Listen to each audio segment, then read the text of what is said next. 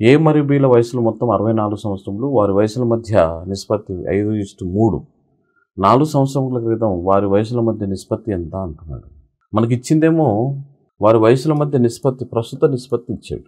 వారి మొత్తం వయసు కూడా ఏముంది ఇక్కడ 64 సంవత్సరములు. అయితే 4 సంవత్సరముల క్రితం వారి వయసుల మధ్య నిష్పత్తి ఎంత అంటున్నాడు. అంటే 4 సంవత్సరముల క్రితం అంటే ఒక్కొక్కరికి 4 సంవత్సరాలు మనం తగ్గించాలి అనేది దాని అర్థం. సో అది ఎలా ఏంటి అనేది చూస్తే ప్రస్తుతం మనం వస్తే ఇప్పుడు చెప్పుకున్న దాని ప్రకారం మొత్తం నిష్పత్తి అనేది ఎంత 5+3 ఎంత 8 భాగాలు. 8 భాగాలు ఈక్వల్ టు 64 అయితే ఒక భాగం ఎంత అవుతుంది 8 అవుతుంది. ఇప్పుడు వారి ప్రస్తుత వయసులు ఎలా ఉంటాయి చూడండి.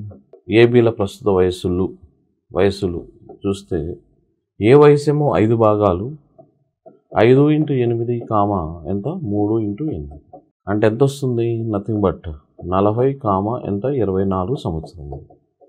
ఇవి ఎప్పుడు ప్రస్తుత వయసులు. అయితే మనల్ని ఏమడిగాడు 4 సంవత్సరముల క్రితము అన్నాడు. 4 సంవత్సరముల క్రితం 4 సంవత్సరముల క్రితం వారి వయసుల మధ్య నిష్పత్తి అంటే క్రితము అంటే మనం వెళ్ళాలి బ్యాక్ వెళ్ళాలి. క్రితము A:B ఈక్వల్ టు ప్రస్తుతం వారి వయసులు ఎలా ఉన్నాయి. ఏ వయసు 40 సంవత్సరాలు, బి వయసు 24. 4 సంవత్సరముల క్రితము అంటే 40 - 4 24 - 4 అంతే. అప్పుడు ఎంత అవుతుంది 36 ఎంత 20.